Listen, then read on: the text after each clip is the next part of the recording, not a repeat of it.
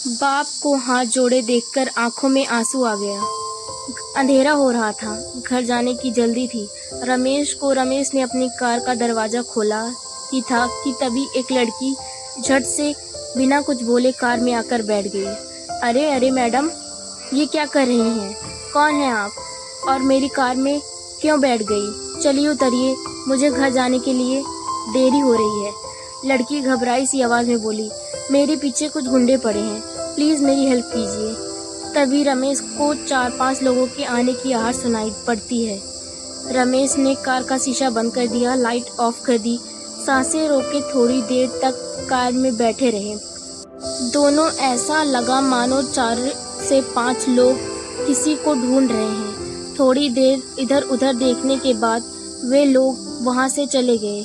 Parking area में सन्नाटा था। रमेश ने कार स्टार्ट की और पार्किंग एरिया से बाहर निकालकर मेन रोड पर आ गए।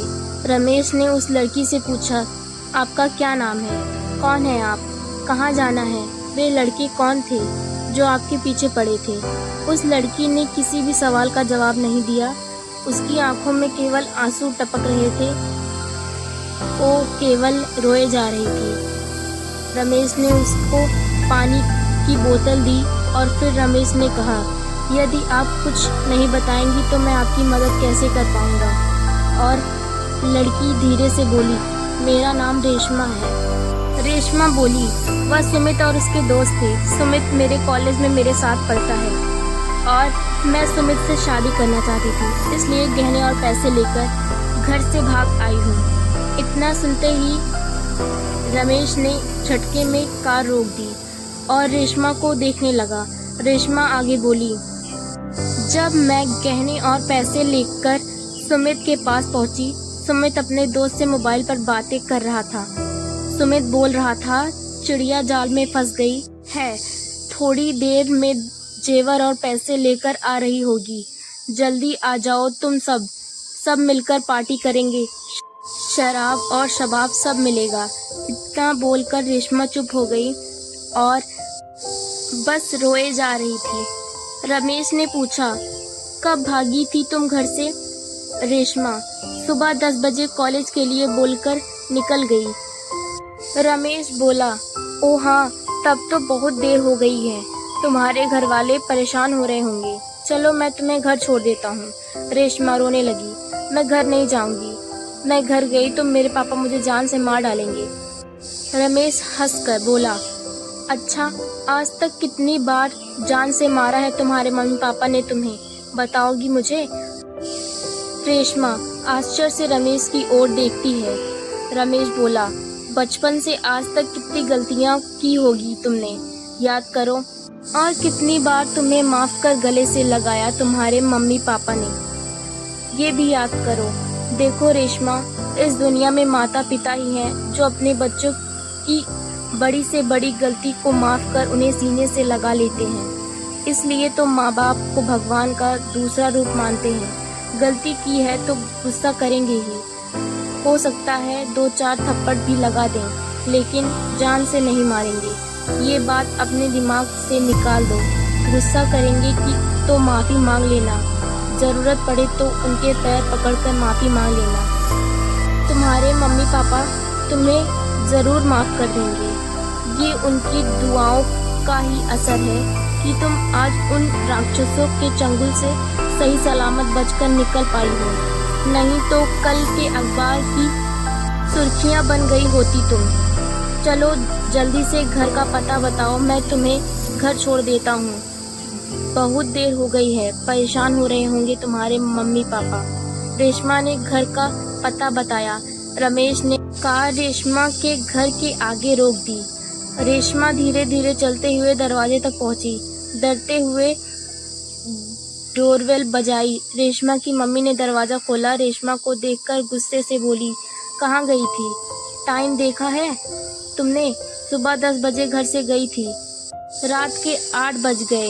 ये समय होता है घर आने का? और मोबाइल बंद क्यों है तुम्हारा? रेशमा कुछ नहीं बोली। मम्मी की आवाज़ सुनकर, फिक्र देखकर रेशमा की सब्र की बांध टूट गया और अपनी मम्मी के सीने से लगकर फूट फूट कर रोने लगी। अरे क्या हुआ, क्यों रो रही है, कुछ बोलेगी भी? तभी रमेश धीरे से बोला, रास्ता भूल गई थी अपने घर का। रास्ता भूल गई थी? रेशमा की मम्मी बोली। सामने एक अनजान शख्स को देखकर सकपका गई। रेशमा के रोने की आवाज़ सुनकर रेशमा के भाई भाभी पापा सभी हॉल में आ गए। रेशमा के भाई ने पूछा, मोबाइल कहाँ है तुम्हारा? रेशमा की भाभी बोली, मैं तो कब से बोल रही हूँ कि रेशमा का मोबाइल घर पर छूट गया है। रेशमा के भाई बोले, ओह हाँ, चलो कोई बात नहीं, घर तो आ गई ना।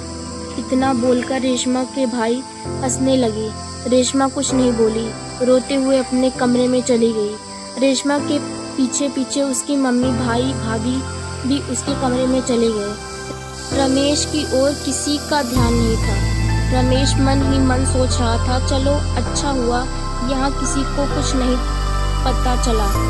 रमेश मन ही मन भगवान को धन्यवाद करता हुआ वापस लौटने लगा। तभी उसके कानों में एक कड़कती हुई आवाज़ सुनाई दी, रुको जेंटलमैन। रमेश एकदम से रुक गया।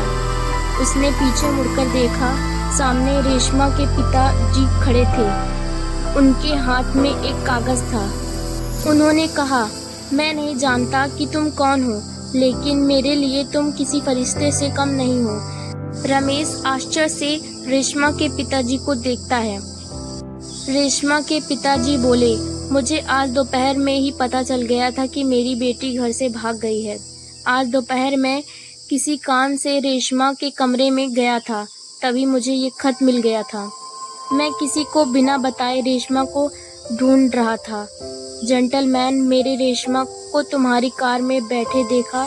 मैं दौड़कर वहां पहुंचा और मैंने तुम्हारे और रेशमा की सारी बातें सुन ली थी। मैं तुम दोनों के पीछे ही था। तुम नहीं जानते कि आज तुमने मेरे ऊपर इतना बड़ा एहसान किया है।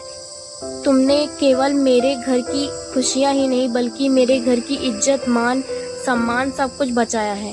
इतना बोलते बोलते रेशमा के पिताजी का गला भर आया। उनके आंखों से आंसू आ गए। वे दोनों हाथ जोड़कर रमेश का धन्यवाद कर रहे थे। रमेश ने उनके हाथ को अपने दोनों हाथ से पकड़ लिया और बोले, ये आप क्या कर रहे हैं अंकल? रेशमा तो मेरी छोटी बहन जैसी है। इतना कहते कहते रमेश के आंखों में भी आंसू आ गए और बोला, रेशमा ने जो गलती की है उसको उसका सबक मिल चुका है। आप रेशमा को माफ़ कर दें, वह बहुत शर्मिंदा है। रमेश बोला, मैं घर चलता हूँ, मुझे घर के जाने के लिए देर हो रही है।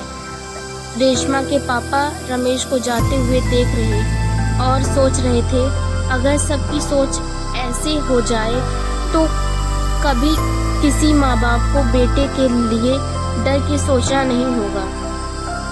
हर बेटी का बाप बेफिक्र रहेगा। दोस्तों, ऐसी ही वीडियो को देखने के लिए आप मेरे YouTube चैनल सम्राट को सब्सक्राइब कर लें।